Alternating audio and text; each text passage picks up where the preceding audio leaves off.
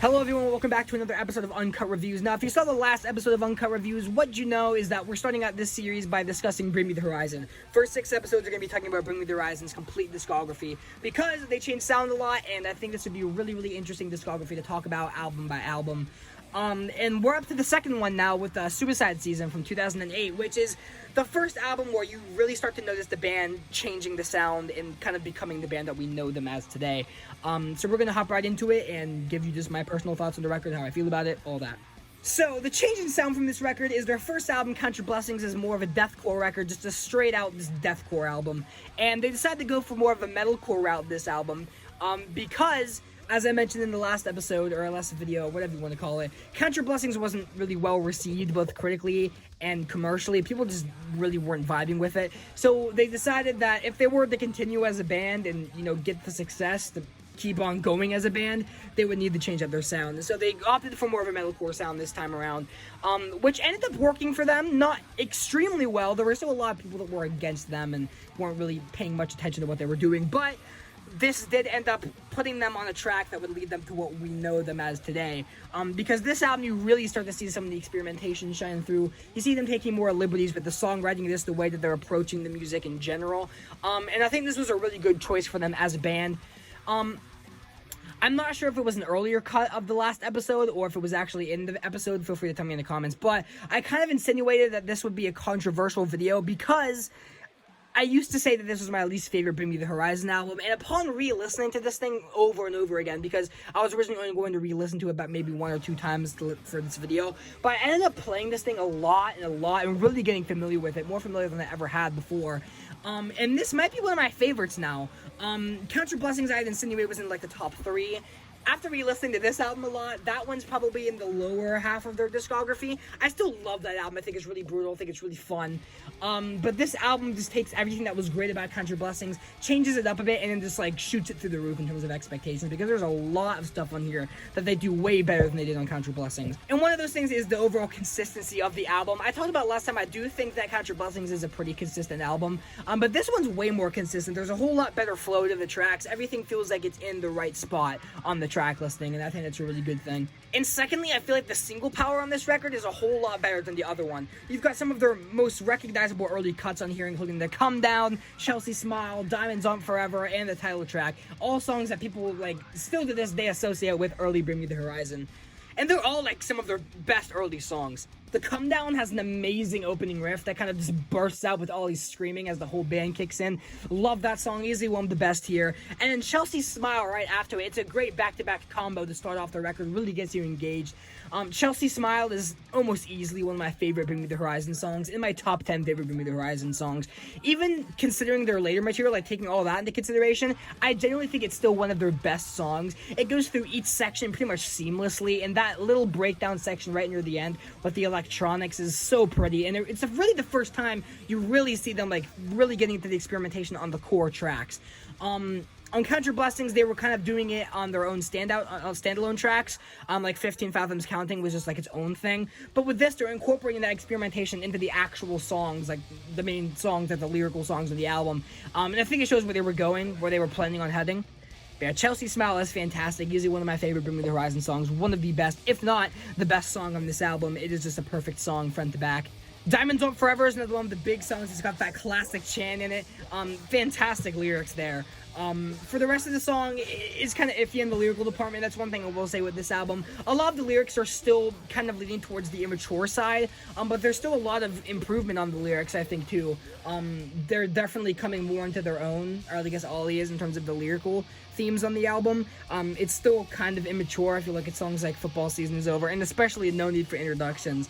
There's a lot of lyrical parts that kind of make me go, But yeah, I love Diamonds on Forever. It's fantastic. Really incorporates a lot of the actual deathcore vocals that he was doing on Count Your Blessings. And you'll notice that those vocals do tend to come up a lot. There's a lot of highs on this record still. And Diamonds on Forever is probably the biggest example of that. For most of the verses, he's doing those highs. And honestly, they don't sound very good on this album. A lot of the vocal sections don't sound very good here. They're just completely overcrowded by the instrumental. But overall, though, I still think that it's a cool inclusion to kind of bring some familiarity into the new sound, kind of ease people in that were more so used to the deathcore sound. But that is going to be a thing with this album, is unlike the last album where the production is not like the greatest thing in the world, but it's not bad either. The production on a lot of these tracks is, it's kind of bad. There are some songs, mainly the song Football Season Is Over, where it is just extremely muddy and you cannot make a single thing out. I get with that song, they were trying to go for more of a fast-paced hitter. It's not even a 2-minute song, so I get it. But that beginning section, about half of the song, everything is going so fast. Ollie is screaming his lungs out so fast. You can't understand a single thing that he's saying. You can't really make out any of the other instrumental parts in this song either. And while I do like this song, I think the ending chant is really cool, really gets me pumped up. The song as a whole is not one of the best on the album, in my opinion. But overall, I wouldn't say that the production hinders the album a ton. It's not one of the main reasons why this album is ranked lower in terms of the discography. Talking about more highlights on the record, It Was Written in Blood is awesome. A really good pickup after Chelsea Smile. It starts out with that really cool drum and bass groove. And this song overall actually kind of has a little bit of a groove to it, especially there's a lot of parts whenever the guitar actually cuts out and it's just mostly a showcase of the bass and drums and Ollie's voice. And I think that's really cool. Love the bridge on this thing too, where it's just ascending and ascending and ascending and it's getting even crazier and crazier. Love that song. One of the best here for sure. And another great one is The Sadness Will Never End, which is really cool. Love the electronic intro of this thing, or just the ambient intro on this thing. Really cool. Really depressing just for like 4 notes that thing has. It's actually kind of sad. And the song as a whole is awesome. Love the message to this one. Love the overall this energy that they're bringing to this one. Overall, like one of their best singles as well. And the title track is fantastic. It is so good. 8 minutes long. About the first 4 minutes is just like more kind of akin to what you've been hearing on the album so far, but then it goes into this really pretty electronic section, which is probably the best section of it on the entire album. And then it just breaks through again, and it is so epic. Easily one of my favorite Bring Me the Horizon songs, one of my favorites on the album too. Just an absolute epic song, and it really shows where they were going to head on the next album, because it's definitely got hints of that going on. But yeah, there are a few songs that I haven't talked about, and that brings me to a hindrance with this album, and the reason why it's not like one of their very best is there are some songs that are genuinely extremely forgettable in here and honestly aren't that good. I'm referring to the songs Death Breath and Sleep With One Eye Open. There's not a whole lot to say about these songs. There's not a lot that stands out about them, other than maybe No Need for Introductions, which is just more so a goofy song, but it really doesn't have a place on this album. It is extremely goofy. It kind of just fills in a minute of the runtime, and it's kind of hard to even call that filler too, because it's like a minute long, so there's not really a point to it. But other than that song, the worst song on the album, in my opinion, is Sleep With One Eye Open. But yeah, those are like pretty much my overall thoughts on the album. In terms of their overall discography, how do I feel it holds up? Well, I think most of the albums after this are better than it. If I were to rank this in terms of the overall discography, it would probably go at maybe 4th or 3rd. Kind of in that mid-range, because I can respect that they changed and evolved and did stuff that was a whole lot better than this and a whole lot more respectable than the metalcore sound that they were going for on this album. But at the same time, I generally feel like this record still, even though it's dated in a lot of places, still can hold up as an honestly really enjoyable metalcore album. There's a lot of really cool vocal passages, great riffs, some amazing songs on here. It's just more so of death by comparison.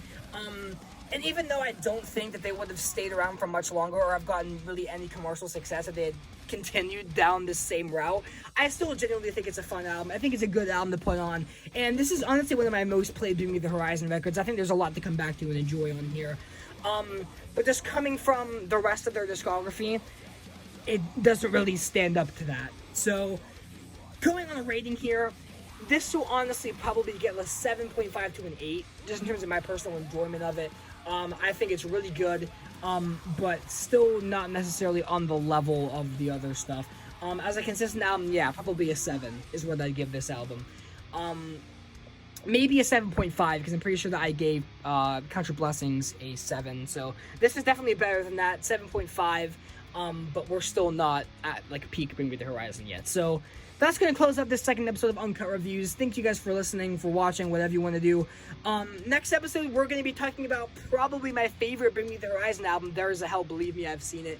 There Is a Heaven, let's keep it a secret, long title, but whatever.